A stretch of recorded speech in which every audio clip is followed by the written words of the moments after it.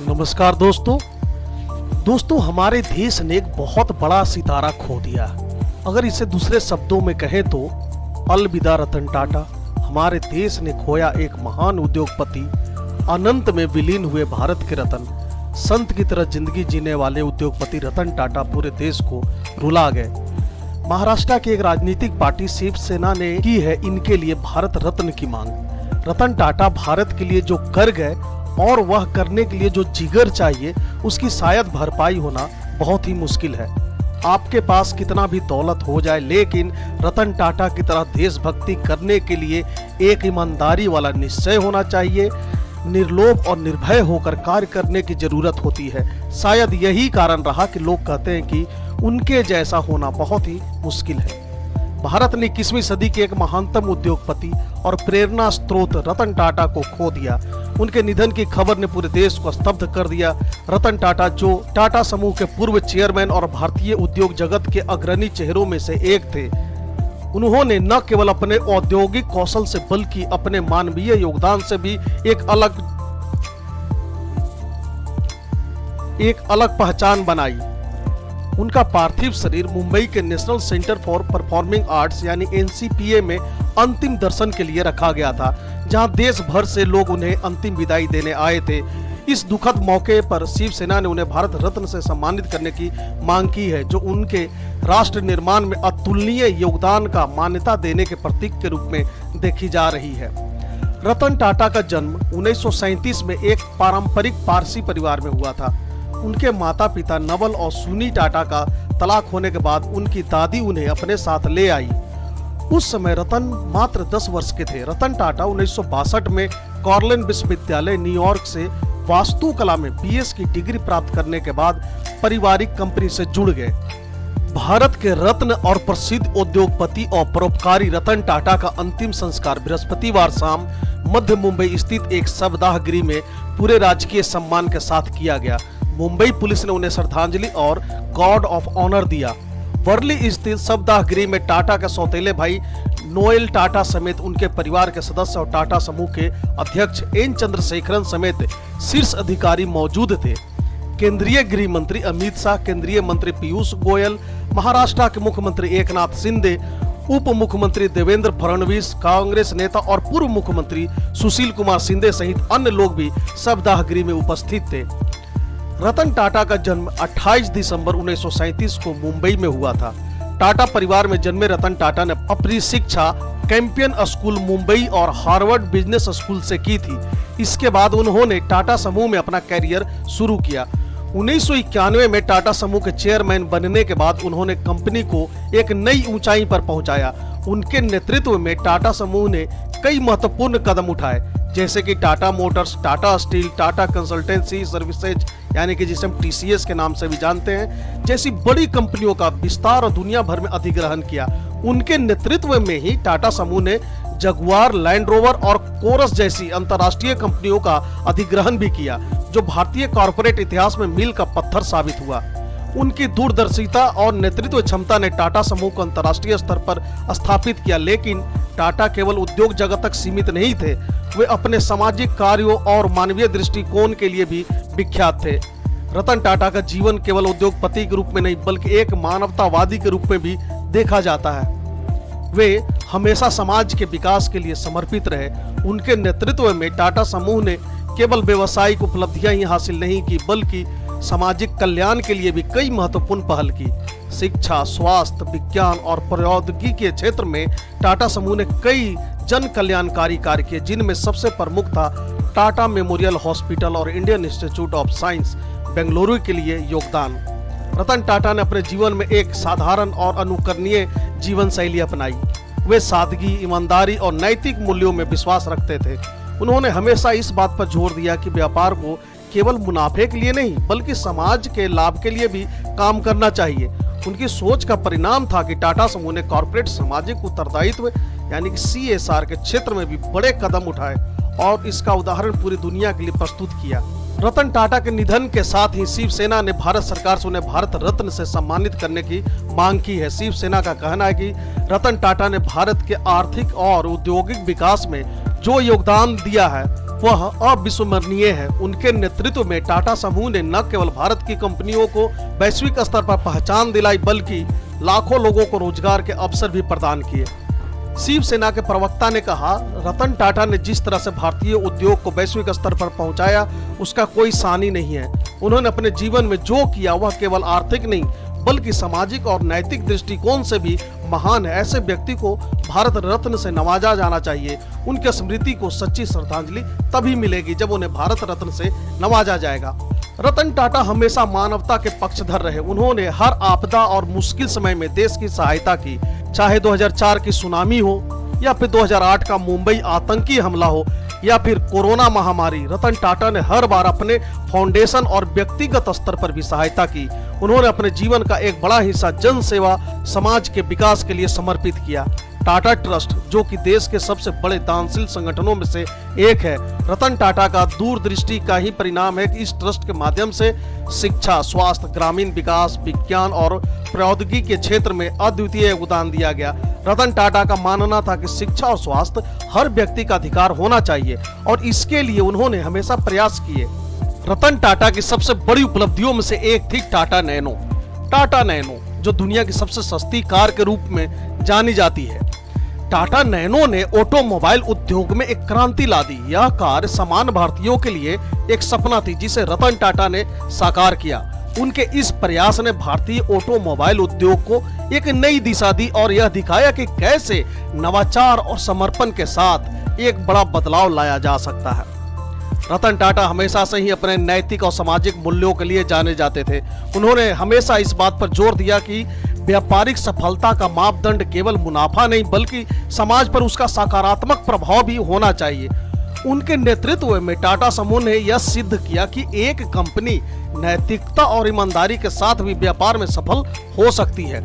रतन टाटा ने कभी भी अपने कंपनियों को केवल मुनाफे के लिए नहीं चलाया। उनका मानना था कि अगर व्यापार को समाज की सेवा में लगा दिया जाए तो इससे बढ़िया काम कुछ और नहीं। उन्होंने हमेशा इस बात पर ध्यान दिया कि उनके व्यापारिक निर्णयों का समाज पर क्या प्रभाव पड़ता है। उनकी इस सोच का परिणाम यह रहा कि टाटा समूह आज भी भारत की सबसे विश्वसनीय कंपनियों में से एक है। रतन टाटा का पार्थिव शरीर मुंबई के NCPA में रखा गया, जहां देश भर से लोग उन्हें अंतिम विदाई देने आ रहे हैं। उनके निधन के बाद देश भर में शोक की लहर है।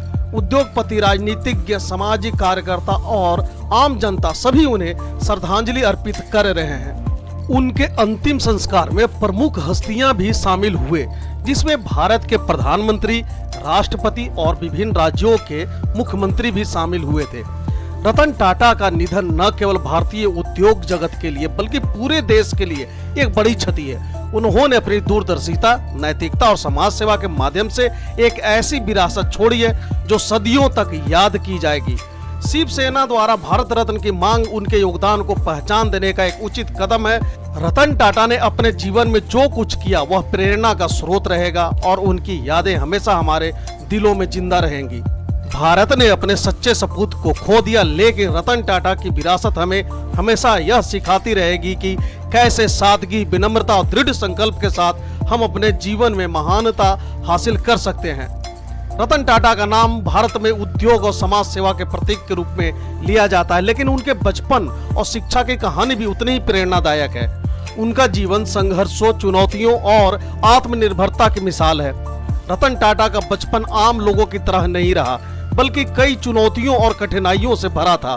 फिर भी उन्होंने अपनी मेहनत, लगन और दूरदृष्टि के बल पर न केवल खुद को सफल बनाया बल्कि पूरे टाटा समूह को भी नई ऊंचाइयों तक पहुंचाया। रतन टाटा का जन्म 28 दिसंबर 1937 को मुंबई में हुआ था। वह एक समृद्ध और प्रतिष्ठित पारसी परिवार में जन्मे थे। उनके दादा जमशेद जी टाटा ने टाटा समूह की स्थापना की, जो भारत का सबसे बड़ा व्यापारिक घराना था। रतन टाटा के पिता का नाम नवल टाटा और माता का नाम सोनू टाटा था। हालांकि उनके माता पिता का तलाक हो गया था जब रतन टाटा मात्र 10 साल के थे। माता पिता के अलगाव के बाद रतन और उनके छोटे भाई जिमी की परवरिश उनकी दादी नवाजबाई टाटा ने की। इस पारिवारिक परिस्थिति ने रतन टाटा के जीवन में एक बड़ा प्रभाव डाला। तलाक के कारण उन्हें अपने माता पिता दोनों के साथ ज्यादा समय बिताने का मौका नहीं मिला। उनकी दादी ने उन्हें एक अनुशासित और सुसंस्कृत जीवन जीने की शिक्षा दी। दादी नवाजबाई ने रतन टाटा के चरित्र निर्माण में महत्वपूर्ण भूमिका निभाई। उनका बचपन भले ही सामान्य बच्चों की तरह खुशहाल ना था, लेकिन उन्होंने कठिनाइयों का सामना करते हुए खुद को मजबूत बनाया। रतन टाटा की प्रारंभिक शिक्षा मुंबई के कैथेड्रल और जॉन कानन स्कूल से हुई थी। यह स्कूल उस समय के प्रतिष्ठित स्कूलों में से एक था, जहां रतन टाटा ने अपनी बुनियादी शिक्षा प्राप्त की। यहां से उन्हें अनुशासन, समय की पाबंदी और शिक्षा के महत्व की गहरी समझ मिली। उन्होंने अपनी पढ़ाई के दौरान हमेशा उत्कृष्टता हासिल करने की कोशिश की और यही आदत उन्हें जीवन भर प्रेरित करती रही। स्कूल की पढ़ाई पूरी करने के बाद रतन टाटा आगे की शिक्षा के लिए अमेरिका का रुख किया। उन्होंने अमेरिका के कॉर्नेल विश्वविद्यालय में वास्तुकला और इंजीनियरिंग की पढ़ाई की। यहाँ उन्होंने 1959 में अपनी स्नातक की डिग्री प्राप्त की। हालांकि उनका मन वास्तुकला के क्षेत्र में था, लेकिन परिवार के व्यापारिक विरासत ने उन्हें उद्योग और प्रबंधन के क्षेत्र की ओर खींचा। इसके बाद उन्होंने हार्वर्ड बिजनेस स्कूल से 1975 में एडवांस मैनेजमेंट प्रोग्राम यानी कि AMP पूरा किया। रतन टाटा की विदेश में पढ़ाई ने उन्हें न केवल शिक्षा के क्षेत्र में उत्कृष्ट बनाया, बल्कि उन्होंने दुनिया को एक व्यापक दृष्टिकोण से देखना भी सीखा। कॉर्नेल विश्वविद्यालय में पढ़ाई के दौरान उन्होंने काम करने का भी अनुभव प्राप्त किया। रतन टाटा ने एक छोटी सी नौकरी भी की, जिसमें उन्हें सिर्फ $1.5 प्रति घंटा मिलता था। उन्होंने खुद की जरूरतों को पूरा करने के लिए संघर्ष किया और आत्मनिर्भरता का पाठ सीखा। उनका यह संघर्ष उन्हें जीवन में आत्मविश्वासी और जिम्मेदार बनाने में मददगार साबित हुआ। अमेरिका से अपनी शिक्षा पूरी करने के बाद रतन टाटा ने भारत वापस लौटने का फैसला किया। उन्होंने टाटा समूह में काम करना शुरू किया। शुरुआत में उन्हें टाटा स्टील के जमशेदपुर प्लांट में भेजा गया, जहां उन्हें एक साधारण कर्मचारी के रूप में काम करने का मौका मिला। यहाँ उन्होंने मैनेजमेंट के साथ साथ मजदूरों के बीच भी काम किया और उद्योग के हर पहलू को नजदीकी से समझा। यह अनुभव उनके भविष्य के नेतृत्व के लिए एक बेहद महत्वपूर्ण साबित हुआ। रतन टाटा ने कभी भी अपने विशेषाधिकार का दुरुपयोग नहीं किया। उन्होंने जमीन से जुड़कर काम करना सीखा और हर छोटी बड़ी समस्या को सुलझाने का प्रयास किया। उन्होंने हमेशा खुद को एक सामान्य कर्मचारी की तरह देखा, जो उनकी नेतृत्व क्षमता को और भी मजबूत बनाता है। रतन टाटा ने अपने शिक्षा और अनुभव का पूरा इस्तेमाल टाटा समूह को नई ऊंचाइयों तक पहुंचाने में किया। वह 1991 में टाटा समूह के अध्यक्ष बने और उनके नेतृत्व में टाटा ने कई नई कीर्तिमान स्थापित किए। उन्होंने न केवल भारतीय उद्योग में बल्कि वैश्विक स्तर पर भी अपनी पहचान बनाई। उनके नेतृत्व में टाटा समूह ने Jaguar, Land Rover, Corus steel जैसे अंतर्राष्ट्रीय कंपनियों को अधिग्रहण किए, जो भारत के उद्योग के जगत के लिए एक बड़ी उपलब्धि थी। रतन टाटा का बचपन और शिक्षा संघर्षों से भरा था, लेकिन उन्होंने हर कठिनाई को पार करते हुए अपनी मेहनत और लगन से सफलता हासिल की। उनका जीवन हमें सिखाता है कि कठिनाइयों के बावजूद आत्मनिर्भरता, अनुशासन और शिक्षा के प्रति समर्पण से किसी भी लक्ष्य को हासिल किया जा सकता है। उनके जीवन का हर पहलू प्रेरणा का स्रोत है और उन्होंने न केवल एक सफल उद्योगपति के रूप में बल्कि एक महान समाज सेवी और इंसान के रूप में भी खुद को स्थापित किया। दोस्तों, रतन टाटा से जुड़ी कुछ स्टोरीज हैं जो आपको बड़ा ही रोमांचित करेंगी। तो आइए एक स्टोरी मैं अभी आपको बताता हूँ। दरअसल रतन टाटा ने मार्च 1991 में टाटा ग्रुप की कमान संभाली थी, परंतु उन्होंने कभी नहीं सोचा था कि उन्हें कंपनी में सबसे बड़ी पोजीशन मिलेगी। रतन टाटा हमेशा एक आम कर्मचारी की तरह काम कर रहे थे और इसी तरह करना चाहते भी थे। वे JRD टाटा के साथ आते जाते तो थे, मगर कभी उनकी जगह लेने का ख्याल उनके मन में नहीं आया था। उन्हें लगता था कि कई लोग JRD को पसंद हैं और उनमें से किसी को JRD टाटा का उत्तराधिकारी बनाना चाहिए। इस बारे में खुद रतन टाटा ने सिमी ग्रेवाल की एक शो में खुलासा किया था। रतन टाटा को टाटा ग्रुप की कमान कैसे मिली, इसके पीछे की पूरी कहानी काफी दिलचस्प है। रतन टाटा ने उस इंटरव्यू में बताया था कि वे एक कार्यक्रम के लिए जमशेदपुर में थे। वहां से उन्हें मर्सिडीज बेंज के साथ किसी नेगोशिएशन के लिए जर्मनी जाना था। जब वे वहां से लौटे तो पता चला कि जहांगीर रतन जी दादा भाई टाटा बीमार हैं और एक बॉम्बे की ब्रिच कैंडी अस्पताल में इलाज करवा रहे हैं। उन्हें हार्ट से संबंधित समस्या थी। यह वही अस्पताल है जहां रतन टाटा ने 9 अक्टूबर 2024 को अंतिम सांस ली। रतन टाटा ने आगे बताया कि वे जब JRD टाटा से मिलने के लिए रोज अस्पताल जाते थे तो JRD को शुक्रवार के दिन अस्पताल से छुट्टी मिली, तो उन्होंने रतन टाटा को सोमवार को मिलने के लिए ऑफिस बुलाया। रतन टाटा ऑफिस पहुंचे तो हमेशा की तरह उन्होंने पूछा, नया क्या है? रतन टाटा अक्सर एक ही जवाब देते थे कि पिछली बार जब आपसे मिला था तब से लेकर अब तक बताने लायक कुछ नया नहीं है। इस बार भी वैसा ही जवाब दिया।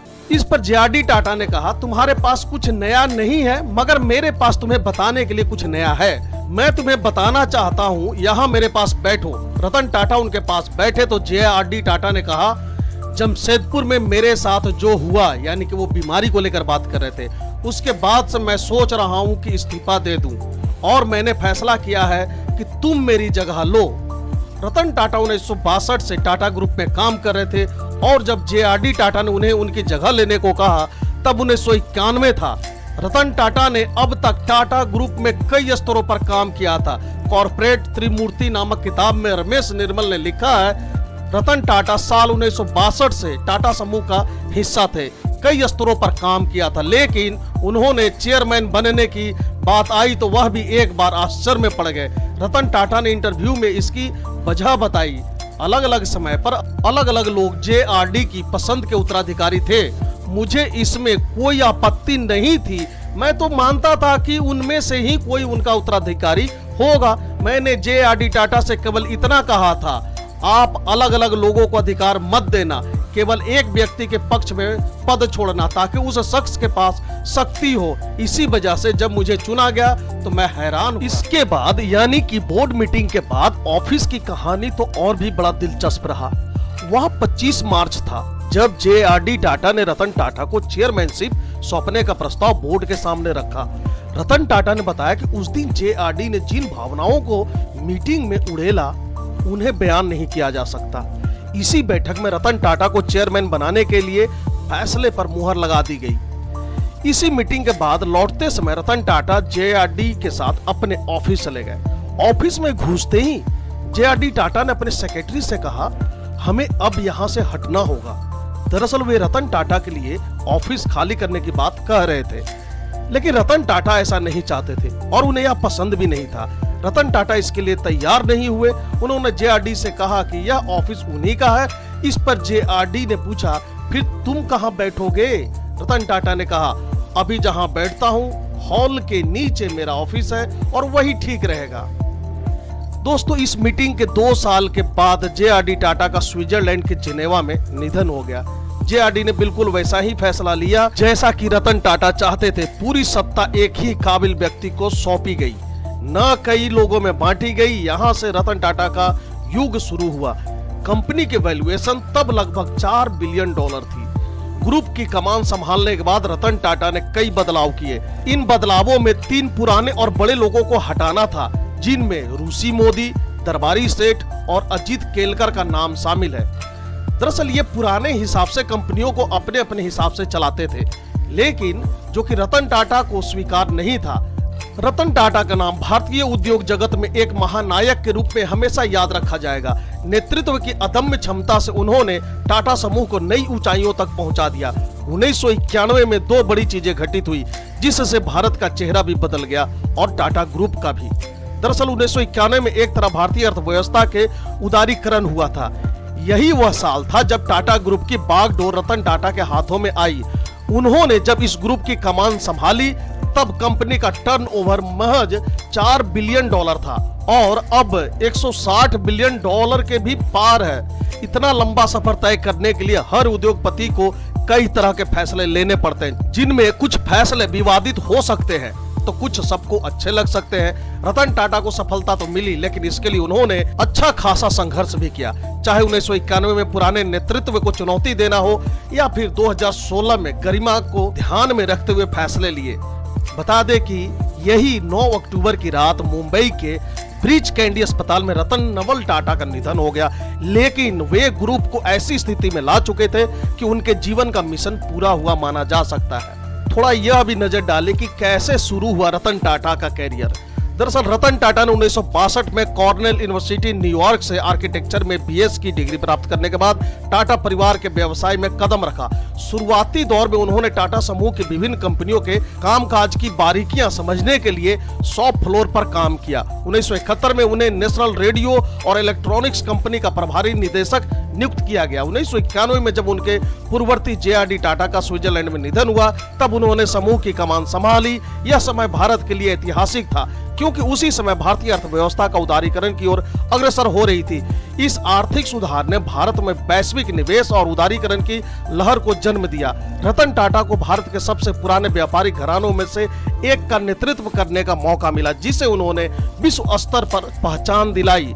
आज टाटा समूह 100 से अधिक देशों में काम करता है और मार्च 2024 में इसका रेवेन्यू 13.68 लाख करोड़ रुपए यानी कि लगभग 165 बिलियन डॉलर रहा था। रतन टाटा को 2008 में देश के दूसरे सर्वोच्च नागरिक सम्मान पद्म विभूषण से सम्मानित किया गया था।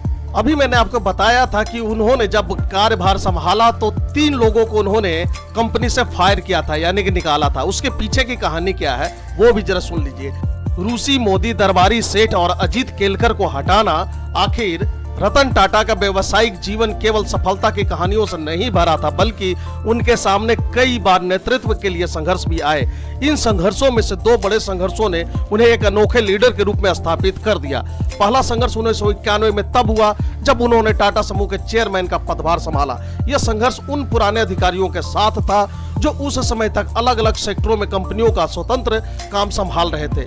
टाटा ने इन सत्ताओं को समाप्त कर दिया, समूह के सभी हिस्सों को एक करने का काम किया। उन्होंने 6 साल के भीतर 4,900 करोड़ यानी कि 5.9 बिलियन डॉलर के रेवेन्यू वाले ग्रुप का पुनर्गठन किया, जिसमें टाटा स्टील के रूसी मोदी, टाटा केमिकल्स के दरबारी सेठ और इंडियन होटल्स के अजीत केलकर जैसे लीडर्स को हटाना भी शामिल था। इन तीनों को हटाने के पीछे यूं तो कई वजहें गिनाई जाती रही हैं, मगर कुछ कॉमन कारणों में इन सबका मैनेजमेंट का तरीका, केंद्र में एक पावर का विरोध, बिजनेस में इनोवेशन को लेकर सुस्त रवैया, रतन टाटा द्वारा ग्रुप की कंपनियों में वर्किंग स्टाइल को लेकर किए गए बदलाव से सहमत न होना, ये सारी चीजें शामिल था। आप लोगों को शायद याद होगा कि अभी कुछ दिन पहले ही साइरस मिस्त्री को कुछ दिन के लिए टाटा ग्रुप का हेड बनाया गया था, लेकिन फिर उन्हें भी हटाना पड़ा।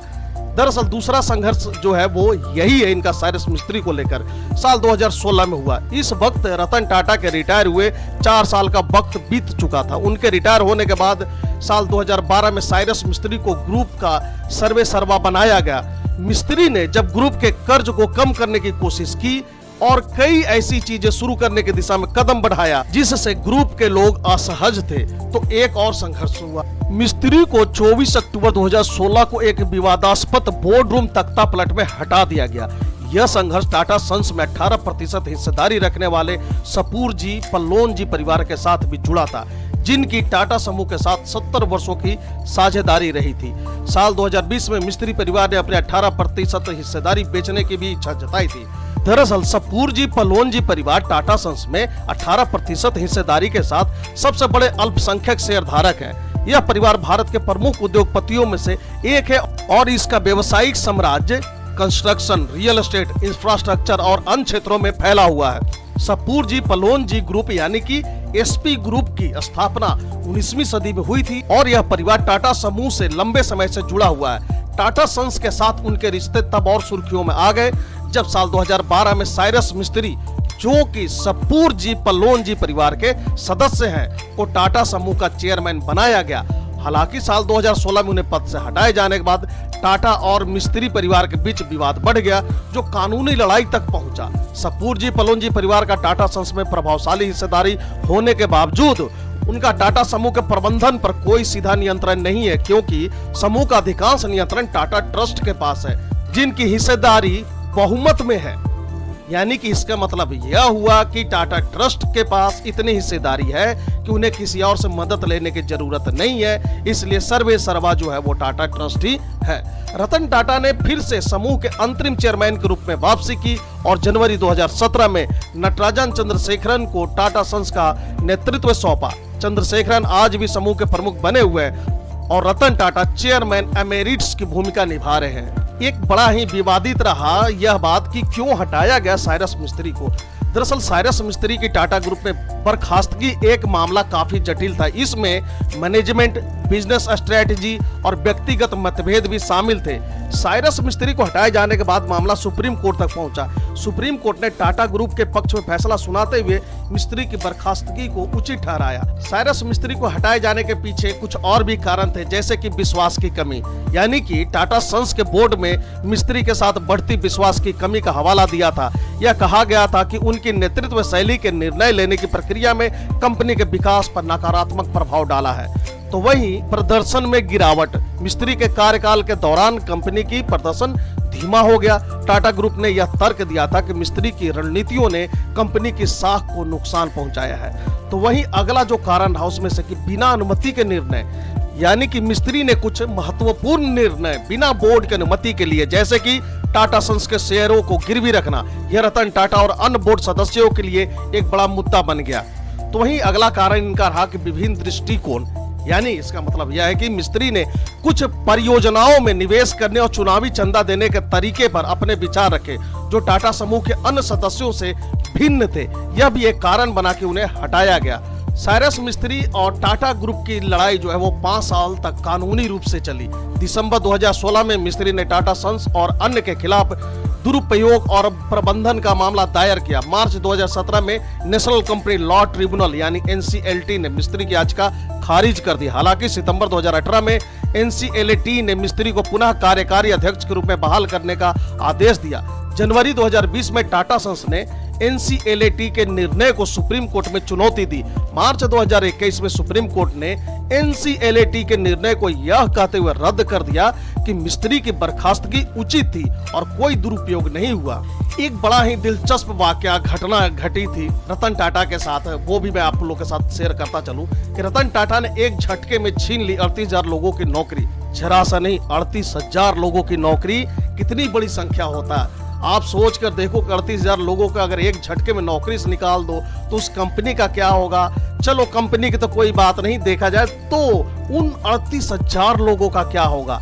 लेकिन इसके बावजूद भी जिन 38,000 लोगों को निकाला गया था, उनके परिवारों ने खुशियों की दीपावली मनाई।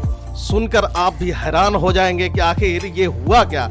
जाने माने उद्योगपति रतन टाटा हमारे बीच नहीं है, लेकिन उनके जाने के बाद उनसे जुड़े किस्से खत्म होने का नाम नहीं ले रहे हैं। ऐसा इसलिए कि वह भारतीय उद्योग जगत के एक ऐसा चेहरा था जिनमें कूट कूट कर मानवीय मूल्य भरे हुए थे। वह एक व्यापारी नहीं, उद्योगपति थे। उन्होंने कारोबार को देश और समाज की बेहतरी का जरिया बनाया। बुधवार देर रात उनका निधन हो गया। वह 86 साल के थे। वह अविवाहित रहे। अब टाटा ट्रस्ट के चेयरमैन उनके सौतेले भाई नोएल टाटा होंगे। टाटा ट्रस्ट के पास ही टाटा सन्स का स्वामित्व है। टाटा सन्स टाटा समूह की पेरेंट कंपनी है। रतन टाटा को 1991 में टाटा सन्स की जिम्मेदारी मिली थी। उस वक्त ऐसे आरोप लगे कि JRD टाटा ने अपना उत्तराधिकारी चुनने में अपने परिवार को अहमियत दी। खैर, रतन टाटा भविष्य में एक सबसे सफल प्रोमोटर साबित हुए और उन्होंने टाटा समूह को एक नई ऊंचाइयों पर पहुंचाया। उन्होंने उस वक्त की तमाम आलोचनाओं को निराधार साबित कर दिया। उन्होंने ह्यूमन ऑफ बॉम्बे को दिए एक इंटरव्यू में अपने जीवन की कई बड़ी घटनाओं का जिक्र किया था। इसी इंटरव्यू में उन्होंने खुद के टाटा सन्स के चेयरमैन बनने और कई अन्य सवालों के जवाब दिए। लेकिन इस इंटरव्यू में उन्होंने एक बड़ी घटना की जानकारी दी, जिसमें उन्होंने बताया कि कभी टाटा स्टील थी फ्लैगशिप कंपनी। दरअसल नई चुनौतियों के बीच टाटा स्टील समूह की फ्लैगशिप कंपनी नहीं रही। कंपटीशन बढ़ने और रेवेन्यू घटने की वजह से कंपनी को कई बड़े फैसले लेने पड़े। इसी कारण टाटा स्टील में बड़े पैमाने पर छटनी का प्लान बनाया गया। उस वक्त टाटा स्टील में 78,000 कर्मचारी थे। कंपनी को बचाने के लिए उस वर्क फोर्स को घटाकर 40,000 कर दिया गया, यानी कि एक झटके में 38,000 लोगों की नौकरी खत्म। क्या आप ऐसा इमेजिन कर सकते हो कि क्या हुआ होगा उन 38,000 लोगों पर, 38,000 परिवारों पर। यह फैसला उस टाटा समूह का था जिसके प्रति जनता का भरोसा अटूट छवि एक ऐसे कारोबारी समूह की रही जिसमें नौकरी के लिए लोग सरकारी नौकरी तक छोड़ देते हैं। ऐसे में टाटा समूह से छटनी एक बड़ी घटना थी, लेकिन रतन टाटा ने इसे बेहद संजीदगी से निपटाया और फिर नौकरी से निकाले गए कर्मचारियों के घर में दिवाली जैसा माहौल था। तभी तो कहते हैं कि रतन टाटा एक ब्रांड एम्बेसडर है मानवीय चेहरा का। दरअसल रतन टाटा की अगुवाई में बेहद मानवीय प्लान बनाया गया। फिर टाटा समूह में नौकरी से निकाले गए 38,000 कर्मचारियों को उनके मौजूदा वेतन के हिसाब से बची हुई नौकरी की अवधि के बराबर पैसा दिया गया। एक तरह से यह VRS जैसा था। आमतौर पर ऐसा ऑफर सरकारी कंपनियों में मिलता है, लेकिन टाटा समूह ने अपने कर्मचारियों को जरूरत को देखते हुए यह बड़ा फैसला किया था। इस बारे में रतन टाटा ने खुद खुलासा किया था और कहा था कि यह टाटा समूह के DNA में है, यानी कि उनका DNA ही ऐसा है कि वो किसी को भी बीच राह पे नहीं छोड़ सकते। उन्होंने कहा, यह हमारी सोच है, जो हमारे लिए करते हैं हम उनके लिए करते हैं।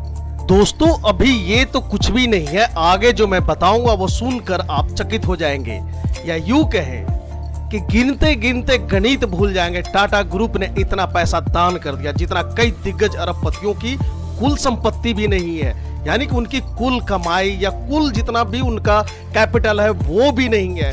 बड़ा ही एक अनूठा सा आंकड़ा लेकर के आया हूँ। झारखंड और महाराष्ट्र सरकार ने रतन टाटा के सम्मान में एक दिन के राजकीय शोक का ऐलान किया था। टाटा ग्रुप के पूर्व चेयरमैन रतन टाटा का 9 अक्टूबर 2024 को मुंबई के ब्रीच कैंडी अस्पताल में निधन हो गया। वे 86 साल के थे और लंबे समय से बीमार चल रहे थे। रतन टाटा के निधन से पूरे देश में शोक का माहौल है। अमीर से लेकर गरीब तक भारत के हर घर में टाटा का प्रोडक्ट पहुंचाने वाले रतन टाटा ने कभी अमीर बनने के लिए बिजनेस नहीं किया। इस बात में कोई दो राय नहीं कि रतन टाटा ने टाटा ग्रुप के लिए अथाह पैसा कमाया, लेकिन उन्होंने पैसे से ज्यादा इज्जत कमाई। टाटा ग्रुप का कुल मार्केट कैप $365 बिलियन। अगर ऐसा कहा जाए कि बहुत से देश का भी फॉरेन रिजर्व नहीं इतना होता जितना कि टाटा ग्रुप का अकेले का संपत्ति है। आज रतन टाटा को मुंबई में पूरे राजकीय सम्मान के साथ अंतिम विदाई देने के बाद लोग बहुत ही सम्मान से याद कर रहे हैं। साल 2022 के डाटा के मुताबिक रतन टाटा की कुल नेटवर्थ 3,800 करोड़ रुपए थी। ये उनकी सेल्फ की है, यानी कि रतन टाटा के जिनकी की अपना खुद का 3,800 करोड़ रुपए उनकी अपना नेटवर्थ है। लेकिन 31 मार्च 2024 को टाटा ग्रुप का कुल मार्केट कैप $365 अरब था।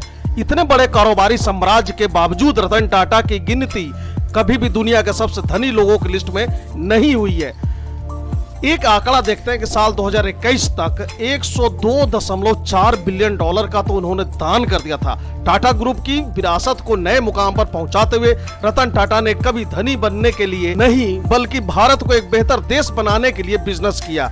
आपको जानकर हैरानी होगी कि रतन टाटा के नेतृत्व में टाटा ग्रुप साल 2021 तक ही $102.4 अरब, यानी कि गिनती इसकी इतनी लंबी होगी कि ये आंकड़े बोलते बोलते आप गणित भूल जाएंगे। इतने रुपये उन्होंने दान कर दिए। इंडियन रुपया में सोचो कि कितना बड़ा अमाउंट होगा। 2021 के EdelGive Hurun philanthropist of the century, यानी कि सदी के परोपकारी लोगों की लिस्ट में जो रिपोर्ट आया है उसके अनुसार रिपोर्ट में इसका जिक्र है। ये इतनी बड़ी रकम है कि आज भी दुनिया के कई दिग्गज अरबपतियों की नेटवर्थ भी इतनी नहीं होगी। आप इस तरह से इसको समझ सकते हैं कि बात करें तो दुनिया भर में 2,766 अरबपतियों की जो नेटवर्थ है उनसे कहीं ज्यादा तो इन्होंने अकेले दान कर दिया था। ब्लूमबर्ग के मुताबिक 10 अक्टूबर 2024 तक पूरी दुनिया में सिर्फ 15 लोगों की कुल संपत्ति $102 बिलियन या उससे से ज्यादा है, जबकि अगस्त 2024 की एक रिपोर्ट के मुताबिक पूरे दुनिया में कुल अरबपतियों की संख्या 2,781 थी। इसमें से ये 15 लोगों को आप माइनस कर दीजिए जिनका $102 बिलियन से ज्यादा की संपत्ति है, यानी कि कुल अब बच गए 2,766। टाटा ग्रुप ने 2021 तक जितना पैसा दान कर दिया, ये 2,766 अरबपति आज भी उतनी नेटवर्थ नहीं बना पाए हैं। तो आप अंदाजा लगा सकते हैं कि उन्होंने पैसा कमाया अमीर होने के लिए नहीं बल्कि समाज को चलाने के लिए, देश को चलाने के लिए, देश और समाज की मदद करने के लिए। रतन टाटा के निधन पर शेयर बाजार के निवेशक भी कुछ अपने अंदाज से उन्हें श्रद्धांजलि दे रहे हैं, या यूं कहें कि उनके निधन के बाद निवेशकों द्वारा 10% से भी अधिक उछाल लाया गया उनके स्टॉक में। गुरुवार यानी कि लास्ट थर्सडे दोपहर टाटा इन्वेस्टमेंट कॉर्पोरेशन का शेयर 10.47% यानी कि लगभग 10.5% बढ़कर $7,235.80 पर ट्रेड करता दिखाई दिया। टाटा केमिकल्स की बात करें तो उनका शेयर 6.26% बढ़कर $1,174.85 पर। वहीं टाटा टेली सर्विसेज महाराष्ट्र का जो शेयर है वो 5.84% बढ़कर $83.77 पर पहुंच गया। टाटा ग्रुप की कंपनियों के शेयर में गुरुवार को 10% या उससे भी अधिक की तेजी देखी गई। टाटा केमिकल्स और टाटा टेली सर्विसेज के शेयरों ने सबसे अधिक बढ़त दर्ज की। नियोजित फाइनेंशियल सर्विसेज के मुख्य निवेशक या रणनीतिकार वीके विजय कुमार ने कहा, निवेशक TCS, Tata Motors, Tata steel, Tata consumer और इंडियन होटल्स जैसे शेयरों को खरीदकर रतन टाटा और उनके द्वारा निर्मित महान कॉरपोरेट साम्राज्य को श्रद्धांजलि दे रहे हैं। उन्होंने कहा, रतन टाटा ने समूह की वृद्धि को आगे बढ़ाते हुए भारत के वृद्धि में महत्वपूर्ण योगदान दिया था और लाखों साधारण निवेशकों को इस महान व्यक्ति के दृष्टिकोण से लाभ मिला था। टाटा ग्रुप की वैल्यूएशन पाकिस्तान की इकोनॉमी से भी ज्यादा है। 10 लाख लोगों को रोजगार, 100 से ज्यादा कंपनियां। देखिए, ये आंकड़े बहुत ही अचंभित करने वाले हैं। दरअसल टाटा ग्रुप वैल्यूएशन की बात करें तो वित्त वर्ष 2023 के आंकड़ों के अनुसार दुनिया भर में टाटा ग्रुप की कंपनियों में काम करने वाले कर्मचारियों की संख्या 10,28,000 थी।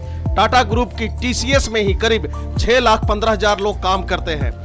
वही इनकी वैल्यूएशन को लेकर अगर बात करें तो आप इससे अंदाज लगा सकते हैं कि नमक से लेकर, यानी सब्जी में जो हम नमक डालते हैं, नमक से लेकर एयरलाइन तक सैकड़ों ऐसे बिजनेस है जो टाटा ग्रुप करता है। टाटा ग्रुप के मार्केट कैप की ही बात करें तो यह पाकिस्तान जैसे कंट्री की जीडीपी से भी ज्यादा है। पाकिस्तान की जीडीपी इस साल के आखिर तक 347 अरब डॉलर हो जाने का अनुमान है, जबकि टाटा ग्रुप का मार्केट कैप जुलाई 2024 में ही 400 बिलियन डॉलर को पार कर गया था। टाटा ग्रुप देश का पहला ऐसा कारोबारी ग्रुप है जिसकी कंबाइंड वैल्यूएशन 400 अरब डॉलर को पार कर गई है। टाटा ग्रुप के साम्राज्य में 100 से अधिक कंपनियां हैं जिसकी कंबाइंड वैल्यूएशन 400 अरब डॉलर को पार कर गई है। टाटा ग्रुप के साम्राज्य में 100 से अधिक कंपनियां हैं। ग्रुप की 26 कंपनियां स्टॉक एक्सचेंजों पर लिस्टेड है। बता दें कि दिग्गज कारोबारी स्वर्गीय रतन टाटा ने बहुत ही मेहनत करके इस कंपनी को इस मुकाम तक पहुंचाया है। साल 1868 से शुरू हुआ है यह सफर। टाटा ग्रुप काफी पुराना कारोबारी घराना है। इसकी शुरुआत साल 1868 में एक ट्रेडिंग कंपनी के तौर पर हुई थी। टाटा ग्रुप में करीब 100 कंपनियां शामिल है। टाटा ग्रुप इतना बड़ा है कि इसका कारोबार 6 महाद्वीपों के 100 से अधिक देशों में फैला हुआ है। वहीं दुनिया के 150 देशों में टाटा ग्रुप के प्रोडक्ट्स मौजूद है।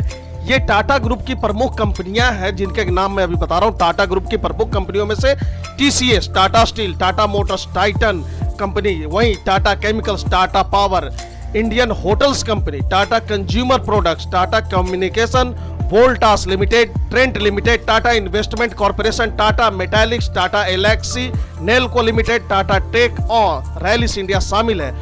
10 लाख से ज्यादा लोगों को मिल रहा है रोजगार टाटा की कंपनी में। कितना बड़ा नंबर है, इससे आप अंदाजा लगा सकते हैं। टाटा ग्रुप बड़ी संख्या में लोगों को रोजगार दे रहा है। वित्त वर्ष 2023 के आंकड़ों के अनुसार दुनिया भर में टाटा ग्रुप की कंपनियों में काम करने वाले कर्मचारियों की संख्या 10,28,000 थी। टाटा ग्रुप की टीसीएस में ही करीब 6,15,000 लोग काम करते हैं। टीसीएस कर्मचारियों के मामले में दुनिया की सबसे बड़ी कंपनियों में शामिल है।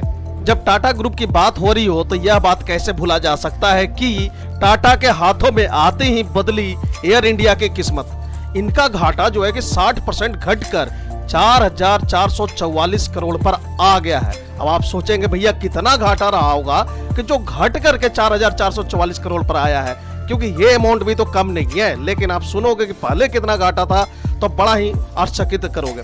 टाटा समूह 3 एयरलाइंस एयर इंडिया एक्सप्रेस और AIX का पूर्ण स्वामित्व रखता है, जबकि विस्तारा उसके और सिंगापुर एयरलाइंस के बीच का 51-49 के रेशियो का संयुक्त उद्यम है। यानी कि 51% टाटा के पास और 49% जो है वो सिंगापुर एयरलाइंस के पास उसका शेयर है। टाटा समूह के स्वामित्व वाली एयर इंडिया ने पिछले वित्त वर्ष 2023-24 में अपना घाटा सालाना आधार पर 60% घटाकर 4,444.1 यानी कि 4,444 करोड़ 10 लाख रुपए तक कर लिया है। टाटा सन्स की 2023-24 के लिए जारी वार्षिक रिपोर्ट में कहा गया है कि वित्त वर्ष 2022-23 में एयरलाइन को 11,387.96 करोड़ रुपए का घाटा हुआ था। अब आप अंदाज लगाइए कि ये पहले कितने घाटा में रही होगी, तभी तो भारत सरकार ने इसे टाटा समूह को बेच दिया। बेचने के बाद भी 2022-23 साल का जो है उस समय 11,387.96 करोड़ रुपए का घाटा रहा था। उसी रिपोर्ट के अनुसार पिछले वित्त वर्ष के दौरान कारोबार 23.69% बढ़ा। यानी कारोबार बढ़ने के बाद इन्होंने जो कमाई किया वो 38,812 करोड़ रुपए हो गया, जो कि वित्त वर्ष 22-23 में 31,377 करोड़ रुपए था। ऐसा कहा जाता है कि जब सारे एयरलाइंस जो भी टाटा के अपने स्वामित्व में है, उनकी विलय के साथ, यानी जब विलय कर लिया उसके बाद से इनका शेयर मार्केट जो है वो बढ़ गया है। रिपोर्ट में कहा गया कि समूह एयर इंडिया AIX कनेक्ट के एयर इंडिया एक्सप्रेस के साथ विलय और विस्तारा के एयर इंडिया के साथ विलय के साथ अपनी विमानन उपस्थिति को मजबूत कर रहा है। इसमें कहा गया कि एयर इंडिया ने 51,365 करोड़ रुपए की अपनी उच्चतम एकीकृत वार्षिक परिचालन का आय दर्ज की है, जो वित्त वर्ष 2022-23 की तुलना में लगभग 25% अधिक है। वार्षिक रिपोर्ट के अनुसार 2022-23 में यात्री कारक में भी 82% की तुलना में 85% तक का सुधार देखा गया है। रिपोर्ट में कहा गया कि 2023-24 के दौरान कंपनी की 55 घरेलू और 44 अंतर्राष्ट्रीय गंतव्यों सहित 800 दैनिक उड़ानों से 4.04 करोड़ लोगों ने यात्रा की है।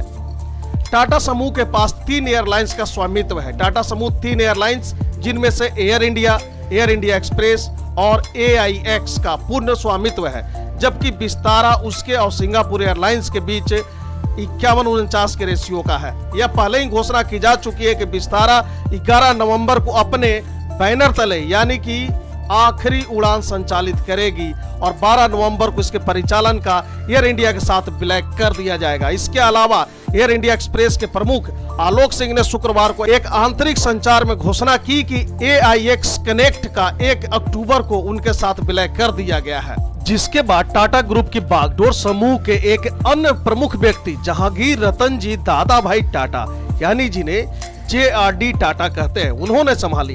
JRD टाटा को 1938 में टाटा सन्स का चेयरमैन नियुक्त किया गया और उन्होंने इस पद पर रहते हुए समूह को नई ऊंचाइयों तक पहुंचाया। JRD टाटा के कमान संभालने के प्रमुख कारण क्या क्या थे, आइए जरा एक देखते हैं। एक तो JRD टाटा का परिवार से होना था, क्योंकि वो टाटा परिवार से ही आते थे। JRD टाटा जमशेदजी टाटा के चचेरे पोते थे और उनका परिवार टाटा समूह से गहरे से जुड़ा हुआ था। उन्होंने टाटा परिवार की विरासत को आगे बढ़ाने के लिए यह जिम्मेदारी संभाली। तो वहीं दूसरा कारण रहा कि व्यवसायिक कुशलता और दूरदर्शिता। दरअसल JRD टाटा में नेतृत्व की बेहतरीन योग्यता थी और वे नई सोच व नवाचार के पक्ष में थे। वे टाटा समूह को एक आधुनिक व्यवसायिक समूह में बदलने के लिए काबिलियत रखते थे। तो वहीं तीसरा कारण रहा कि एविएशन का अनुभव। JRD टाटा भारत के पहले पायलट थे और उन्होंने 1932 में भारत की पहली एयरलाइन टाटा एयरलाइंस, जो कि बाद में एयर इंडिया बनी, उसकी स्थापना की। इससे उनकी नेतृत्व क्षमता को और मजबूती मिली। तो वहीं इसके चौथे कारण रहे दोराबजी टाटा ट्रस्ट। सर दोराबजी टाटा ने अपने निधन से पहले अपनी अधिकांश संपत्तियों को परोपकारी कार्यों के लिए टाटा ट्रस्ट के अधीन कर दिया था। ट्रस्ट का मुख्य उद्देश्य टाटा समूह के व्यवसाय और सामाजिक गतिविधियों का समर्थन करना था और JRD टाटा ने इस दृष्टिकोण को जारी रखा। JRD टाटा ने लगभग 5 दशकों तक टाटा समूह का नेतृत्व किया और टाटा ग्रुप को भारतीय उद्योग जगत का सबसे बड़ा और सबसे सम्मानित समूह बना दिया।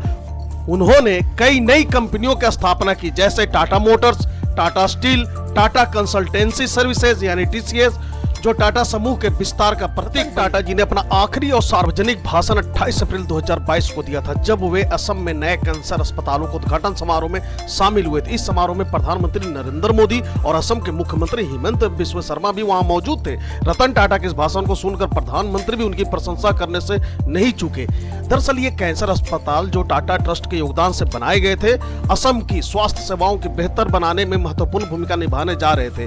रतन टाटा ने अपने भाषण में उस दिन को असम के इतिहास के लिए बहुत खास बताया। उन्होंने कहा, आज असम दुनिया को बता सकता है कि भारत का एक छोटा सा राज्य कैंसर का इलाज कर सकता है। अपने भाषण की शुरुआत में रतन टाटा जी ने प्रधानमंत्री मोदी और मुख्यमंत्री शर्मा का धन्यवाद किया। उन्होंने आशा जताई कि असम और भारत का झंडा हमेशा ऊंचा रहेगा। यह भाषण केवल एक उद्घाटन समारोह नहीं था, बल्कि यह एक प्रेरणा था जिसने सभी उपस्थित लोगों को आगे बढ़ने का हौसला दिया। रतन टाटा जी का जीवन हमें सिखाता है कि समाज सेवा और व्यापार को कैसे एक साथ चलाया जा सकता है। उनका दृष्टिकोण न केवल व्यापार के प्रति बल्कि समाज के प्रति भी सकारात्मक था। वे हमेशा अपने व्यवसाय के माध्यम से देश की सेवा करने के लिए तत्पर है। उनके निधन के साथ देश ने एक महान व्यक्ति को खो दिया, लेकिन उनकी विरासत और उनकी बातें हमारे दिलों में हमेशा जिंदा रहेगी। रतन टाटा जी ने हमें यह सिखाया कि एक व्यक्ति अपने विचारों और कार्यों से समाज को बदल सकता है। आइए सुनते हैं उनका यह आखिरी भाषण, जो कि हिंदी में है और थोड़े उम्र ज्यादा होने की वजह से कपकपाती हुई आवाजें आ रही हैं। बहुत इम्पोर्टेंट दिन है।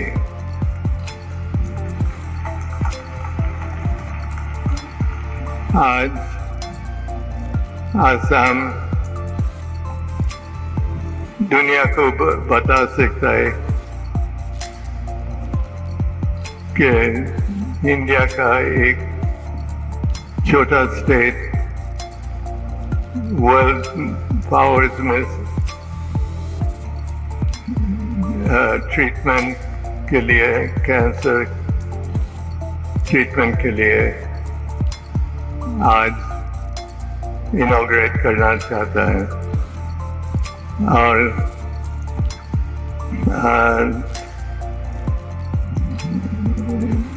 ऑनरेबल प्राइम मिनिस्टर और चीफ मिनिस्टर और मिस्टर मोदी का गवर्नमेंट को मैं थैंक यू बोलता हूँ कि आसाम को भूला नहीं, आगे बढ़ेगा। और मैं सच हार्ट से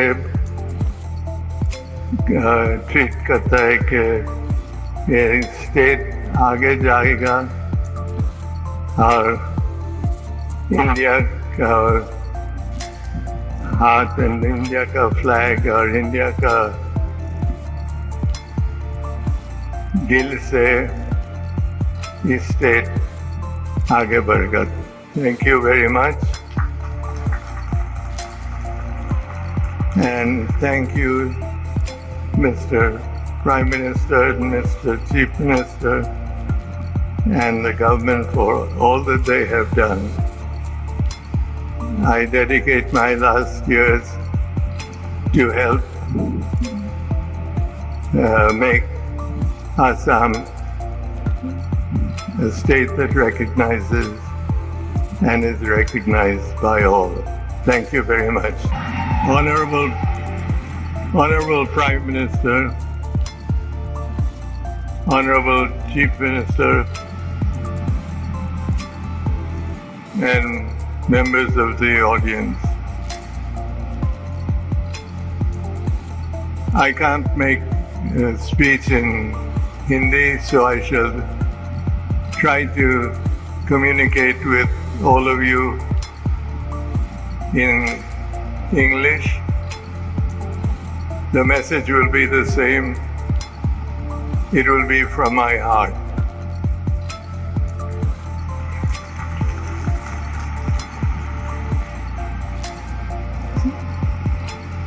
Today is a very important day in the history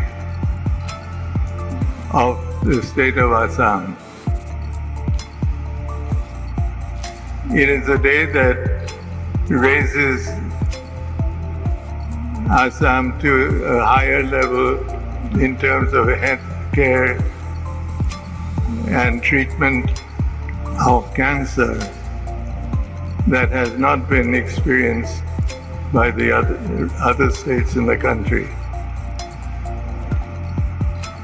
It really is a day that cancer, which is not a rich man's disease, is being equipped to serve and treat the millions of people that are inflicted. None of this would have taken place if it had not been for the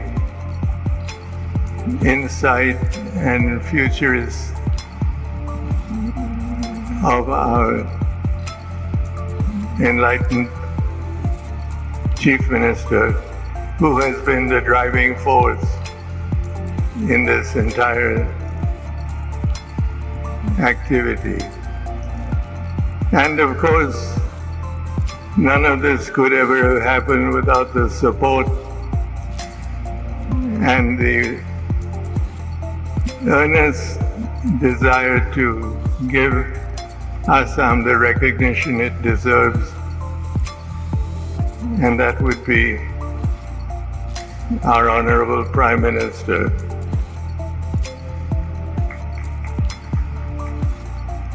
This Prime Minister and his government have achieved many great advances.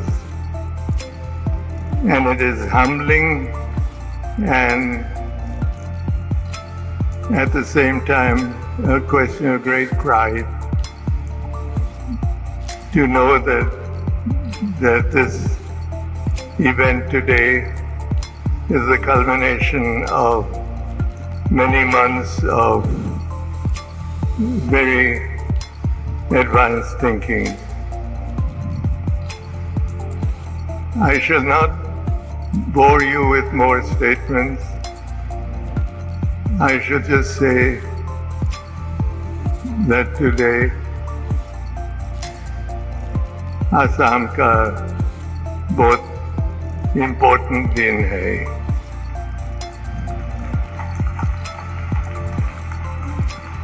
आज असम दुनिया को बता सकता है कि India का एक छोटा स्टेट वर्ल्ड पावर्स में ट्रीटमेंट के लिए, कैंसर ट्रीटमेंट के लिए आज इनॉग्रेट करना चाहता है। और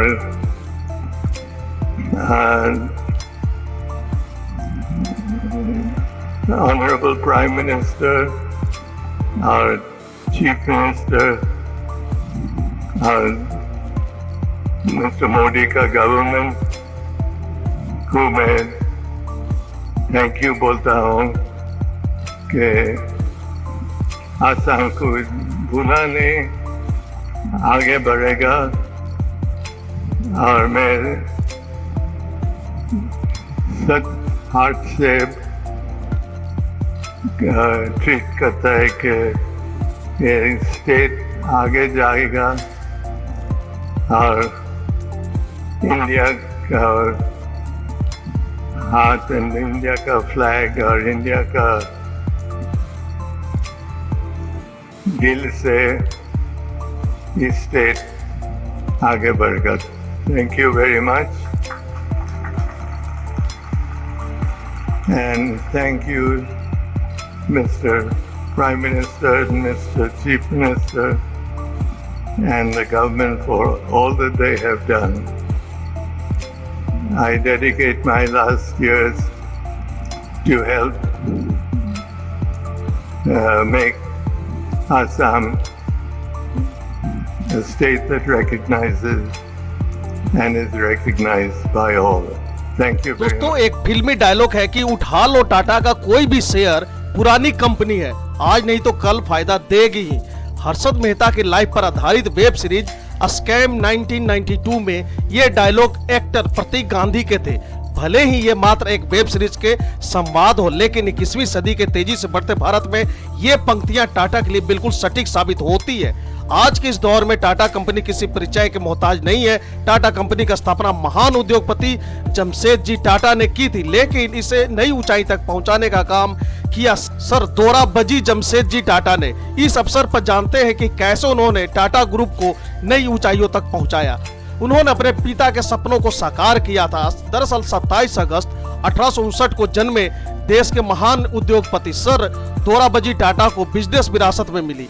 वे जमशेद जी टाटा के बड़े बेटे थे। उन्होंने बिजनेस के गुण अपने पिता से सीखे, लेकिन 1904 में अपने पिता के मौत के बाद दोराबजी ने टाटा समूह की कमान संभाली। उन्होंने अपने पिता के सपनों को साकार करने का बीड़ा उठाया। कंपनी का नेतृत्व संभालने के महज 3 साल बाद ही उन्होंने स्टील के क्षेत्र में कदम रखा और 1907 में टाटा स्टील और 1911 में टाटा पावर की स्थापना की। उस दौर में टाटा स्टील देश का पहला इस्पात संयंत्र हुआ करता था।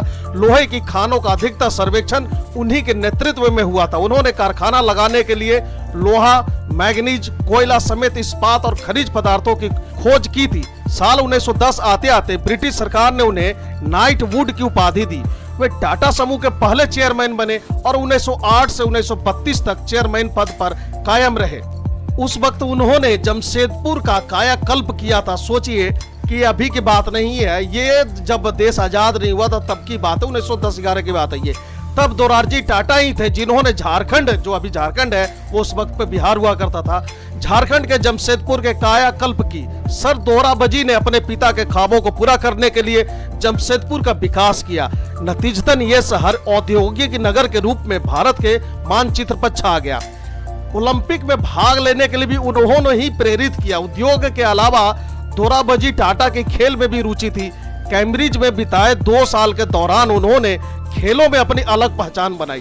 वह क्रिकेट और फुटबॉल भी खेलना जानते थे, लेकिन इसके अलावा उन्होंने अपने कॉलेज के लिए टेनिस भी खेला और वे एक अच्छे घुड़सवार भी थे। उन्होंने भारत को 1920 में पहली बार ओलंपिक में भाग लेने के लिए प्रेरित किया। भारतीय ओलंपिक परिषद के अध्यक्ष रहते हुए उन्होंने 1924 में पेरिस ओलंपिक के लिए भारतीय दल की आर्थिक तौर पर सहायता की थी। दोराबजी ने मौत से पहले अपनी संपत्ति का एक बड़ा हिस्सा दान कर दिया। इसी से ही सर दोराबजी टाटा ट्रस्ट की स्थापना हुई। 11 अप्रैल 1932 को सर दोराबजी यूरोप की यात्रा पर गए। इसी यात्रा के दौरान 3 जून 1932 को जर्मनी के बैड किसेनगेन में उनकी मौत हो गई। बाद में इन्हें इंग्लैंड के ब्रुकवुड कब्रिस्तान में उनकी दिवंगत पत्नी लेडी मेहरबाई टाटा के बगल में दफनाया गया। दोनों की कोई संतान नहीं थी। अब अगर करंट सिचुएशन की बात करें तो 66% शेयर और 34 लाख करोड़ रुपए संपत्ति, यानी कि नोएल टाटा अब टाटा के सबसे पावरफुल आदमी हो गए हैं। दरअसल रतन टाटा के निधन के बाद उनके सौतेले भाई नोएल टाटा को टाटा ट्रस्ट का नया अध्यक्ष चुना गया है। नोएल टाटा अब टाटा ग्रुप के 34 लाख करोड़ रुपए से ज्यादा के कारोबार का नेतृत्व करेंगे। वह पहले से ही टाटा सन्स को संभाल रहे थे। टाटा ग्रुप की शुरुआत साल 1868 में जमशेद जी टाटा ने की थी। आज टाटा ग्रुप में 100 से ज्यादा कंपनियां हैं और इसका मार्केट कैप 403 अरब डॉलर से ज्यादा का है। भारतीय रुपए में यह रकम 34 लाख करोड़ रुपए से ज्यादा की है। सबसे पहले टाटा सन्स की बात करते हैं। थोड़ा यह भी जान लेते हैं कि आखिर क्या है टाटा सन्स, टाटा ग्रुप और टाटा ट्रस्ट।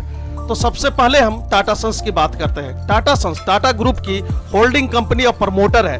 टाटा की सभी कंपनियां इसी के अंतर्गत आती है। टाटा सन्स की टाटा ग्रुप की अलग अलग कंपनियों में 25 से 73% तक हिस्सेदारी है। एन चंद्रशेखरन टाटा सन्स के चेयरमैन हैं। टाटा ग्रुप यानी टाटा ग्रुप के आने वाले हर कंपनी को टाटा ग्रुप के नाम से पहचाना जाता है। टाटा ग्रुप में भी 100 से ज्यादा कंपनियां हैं, यानी वही 100 कंपनियां हैं। टाटा ग्रुप की कंपनियों में टाटा सन्स के अलावा दूसरे शेयर होल्डर्स भी हैं। वहीं अगर बात करें टाटा ट्रस्ट की, तो टाटा ट्रस्ट की जो टाटा की परोपकारी संस्था है, टाटा ट्रस्ट के केंद्र में 2 मुख्य संस्थाएं हैं। पहली सर रतन टाटा ट्रस्ट और दूसरी सर दोराबजी टाटा ट्रस्ट। ये दोनों ट्रस्ट सर जमशेद जी टाटा के बेटों की याद में स्थापित किए गए हैं। जानकारी के लिए बता दें कि सर जमशेद जी रतन टाटा के परदादा थे, जबकि सर रतन टाटा उनके दादा और सर दोराबजी उनके परदादा थे। सर रतन टाटा ट्रस्ट और सर दोराबजी टाटा ट्रस्ट में कुल 13 ट्रस्टी हैं। इनमें से 5 लोग दोनों ट्रस्ट के ट्रस्टी हैं। ये 5 ट्रस्टी हैं पूर्व रक्षा सचिव विजय सिंह, टीवीएस समूह के वेणु श्रीनिवासन, रतन टाटा के सौतेले भाई नोएल टाटा, व्यवसायी मेहली मिस्त्री और वकील डेरियम खम्बाटा। इसके अलावा सर दोराबजी टाटा ट्रस्ट के पूर्व Citi India CEO Pramit Jhaveri, Ratan Tata के छोटे भाई, और सर रतन टाटा ट्रस्ट के जहांगीर अस्पताल के सीईओ जहांगीर एसी जहांगीर अनट्रस्टी है। कितना पावरफुल है टाटा ट्रस्ट, देखे जरा। टाटा ट्रस्ट को टाटा सन्स का सर्वे सर्वा कहा जाता है। इसकी वजह से ये टाटा ट्रस्ट के पास अकेले टाटा सन्स का लगभग 66% शेयर है। 52% शेयर टाटा ट्रस्ट के अंतर्गत आने वाले सर रतन टाटा ट्रस्ट और सर दोराबजी टाटा ट्रस्ट के पास है, जबकि 14% शेयर का हिस्सा जो है दूसरे ट्रस्ट के पास है। एक तरीके से कहें तो टाटा ट्रस्ट का टाटा सन्स पर नियंत्रण है और टाटा सन्स का टाटा ग्रुप पर। रतन टाटा के निधन के बाद 11 अक्टूबर को टाटा ट्रस्ट के सदस्यों ने नए अध्यक्ष का चयन करने के लिए बैठक की और नोएल टाटा को चेयरमैन चुना गया। यह पद पूरे समूह पर महत्वपूर्ण प्रभाव डालेगा क्योंकि ट्रस्ट के पास टाटा सन्स में बड़ी हिस्सेदारी है। इसके अलावा समूह के नियमों के अनुसार 2 मुख्य ट्रस्ट टाटा सन्स के 1/3 निदेशकों को नामांकित कर सकते हैं और सभी निदेशकों की नियुक्ति और हटाने का अंतिम अधिकार भी उन्हीं के पास है, यानी कि एक पावरफुल पोस्ट दिया गया है। गौरतलब है कि यह अधिकार 2 ट्रस्टों को साल 2012 में रतन टाटा द्वारा बनाए गए नियमों के तहत मिला, जब उन्होंने टाटा चेयरपर्सन के पद को सेवानिवृत्ति ली थी। यह तब संभव हुआ जब भारत सरकार ने कंपनी अधिनियम में बदलाव किए, जिससे टाटा ट्रस्ट को टाटा सन्स बोर्ड में सीधे वोट देने की अनुमति मिली। दोस्तों, उम्मीद है कि यह महान टाटा परिवारों के बारे में दी गई जानकारी से आप संतुष्ट होंगे। तो फिलहाल के लिए इस वीडियो में इतना ही। Thank you for watching.